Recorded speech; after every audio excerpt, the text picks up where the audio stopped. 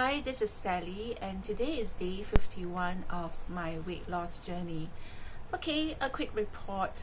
I weighed myself today at my lightest, which is usually after I've been to the toilet. So, yeah, it was great. I weighed 62.8, so that was a huge difference from yesterday. This is my lightest so far, so really great to cross the 63 threshold.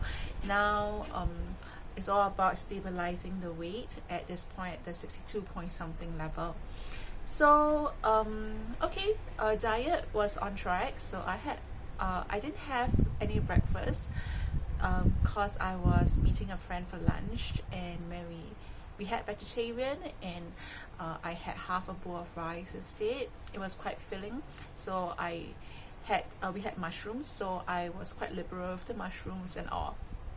And I think for those of you who are craving meat, mushroom has that texture that is really pleasing. And if you're familiar with Chinese vegetarian, right, they actually can make it rather meat-like, so to speak. Yeah, so I had mushrooms with BBQ sauce as well as cereal mushrooms. Yeah, for those of you who know, cereal prawns are a favorite in Singapore. Okay, then after I got back, when I was a little hungry, I had my tangerines again. So I think tangerines are a great fruit to easily fill your stomach. I mean, they are pretty small and handy. I also bought bananas on my way home just in case. Yeah, so that's my meal for today. It's currently almost 10 p.m. I just got back from work. So today wasn't a very busy day. After lunch, I came home, I rested, did a bit of work, and then I had class after that. Okay, so I did my rebounding yesterday when it was the first day of my period, and I wasn't, it was just the beginning. But today I decided not to do it. It's kind of strange. I realized that when I do rebounding, it's best not to do it on a full bladder, or rather to say it's better to empty your bladder before you do it. Yeah, there was one unpleasant incident, so I'll just be vulnerable and share here. So I wasn't really, so I didn't need to go to the toilet, but I didn't empty my bladder either, and I was actually on my period. So when I actually did the rebounding, I think my muscles at that area wasn't able to control, so it got wet at the bottom. Yeah, and I didn't know it. I didn't really I wasn't, because I was bouncing up and down, I couldn't really tell until I finished. I was like, oh, that's strange, what happened? So, and I realized that during my period, during that time, my bladder muscles or whatever controls that area tend to be a bit loose, and I think the body is just, it's just because the body is discharging during that time. And so yeah, so I tend not to like to do rebounding during my period, at least for the first 2 days, but I think tomorrow I will continue. Okay, so today, after this weight loss journey thingy, I wanted to talk about how I thought about my body. I think many people are looking at weight loss as a project, and I think that's fine. Like a short-term project, they have a target weight they're going to hit, and that's what I started off with this journey, thinking about that. But as I moved on, I also thought about I'm very into spirit, soul, body integration and stuff like that. And since it was also Lent, I've been trying to be prayerful about it. I was also wondering, what has fasting and dietary restrictions have to do with Lent? Normally this period of time is actually when we spend more time with God, and what has dietary restrictions have to do with it? And when I read some of the early Christians who practice asceticism, they are very much admired. It's kind of like the bodybuilders of today, just spiritually, right? Because they're like the athletes, they're the extreme athletes who go through like rigorous training in order to attain a certain level of spiritual fitness and spiritual closeness with the Lord. So, but I was, so I was reading the literature, and then it was puzzling to me why they would actually go through such rigor. Is food really that of a distraction?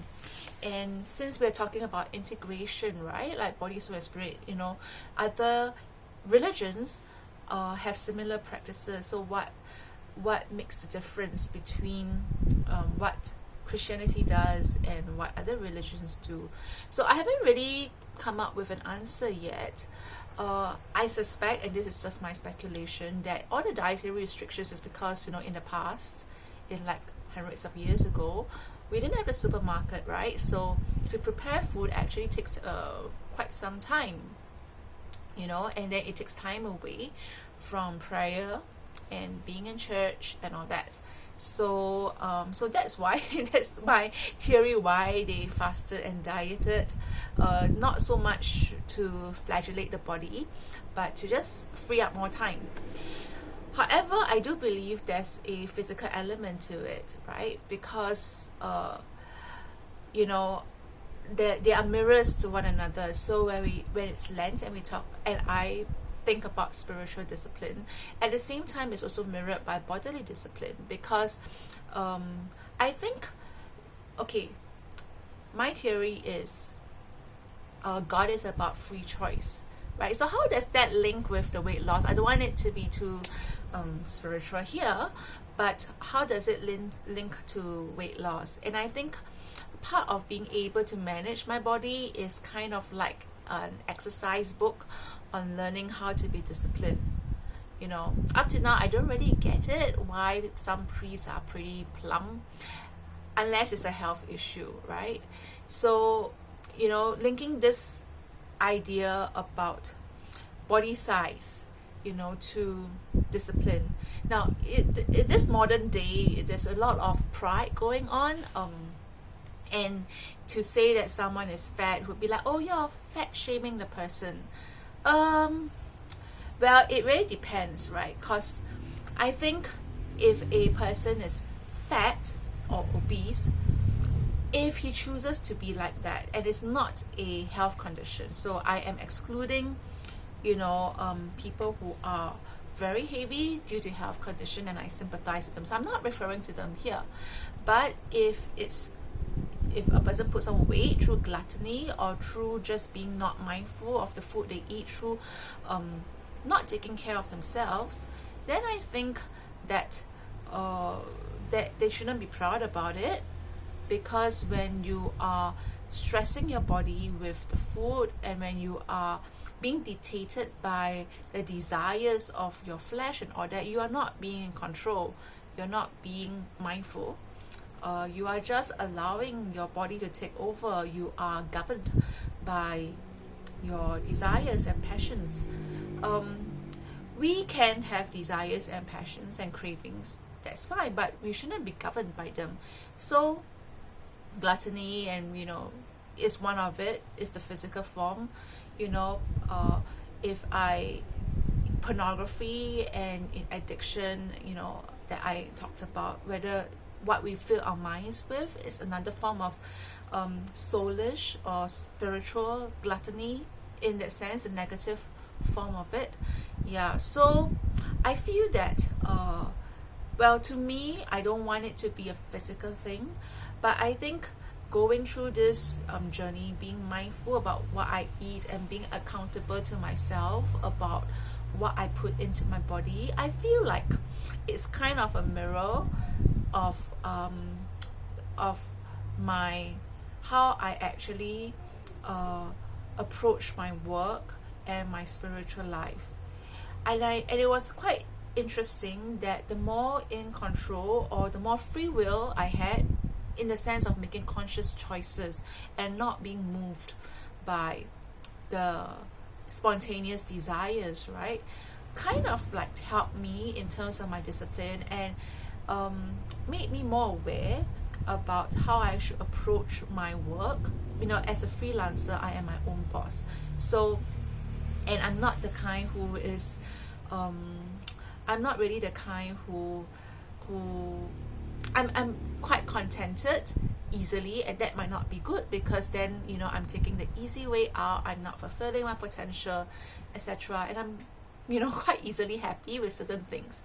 But then I think, you know, it's not about being satisfied at whatever level I am. It's about being the best I can be, right? So, and being the best I can be, not because of pride or anything like that, but simply because it's just a efficient use of time and effort, you know, and being mindful of certain things. And I think starting from the body is the easiest way to train myself, you know, to be mindful and to be intentional about things. And I noticed that what I learned in this weight loss journey, I am slowly applying it to my work as well. And one of the interesting things I noticed was a lot more control that I had over myself. You know, I am making choices and keeping them. So I think that's great, because it's a kind of being committed to the word, to my own promises to myself, right? And if I can't even, you know, keep the word to myself, how am I going to keep my word or promises to God and to the people around me? You know, I mean, God is forgiving and all that, but yeah, at the same time, you know, when they talk about asceticism and being in a spiritual gym and working that muscle, I think it's great that the body is given for us. I mean, at least that's how I'm processing it right now, to do that, like the food I eat, the plans I make, and to keep to them as far as possible, and to step aside and, you know, assess where I'm at. So this idea about stepping aside and looking where I'm at and asking what my motives are and how I'm going to, you know, move further is great for I think trying to suss out blind spots, and if I could actually bring it to my work or to my spiritual walk, you know, I do see that a little bit. And it's also interesting, the more that I am able to come to terms with where I am, the more I'm able to see also results, you know, because of my efforts. It's pretty encouraging as well. I do see it spill over to how I would like to even like manage the room that I am in, right? Because as I get more control over my own body, and there is a strategic way of looking at it, because it can also backfire if I didn't do it the proper way. You know, if I didn't have the proper knowledge of what to eat and how to eat, you know, and I did not have the correct mindset of consistency being more important, you know, then it would just be a matter of a short-term willpower, making a resolution kind of thing, and just hitting and going, and not a real change in my lifestyle. Yeah, so having because of the right strategy and learning and fine-tuning and the knowledge, I do see it, I do see myself being able to extend to even my external environment first, right? Like I have the desire to be more minimalistic, because I am now intentional about the clothes that I wear and what I purchase and how I'm going to use it.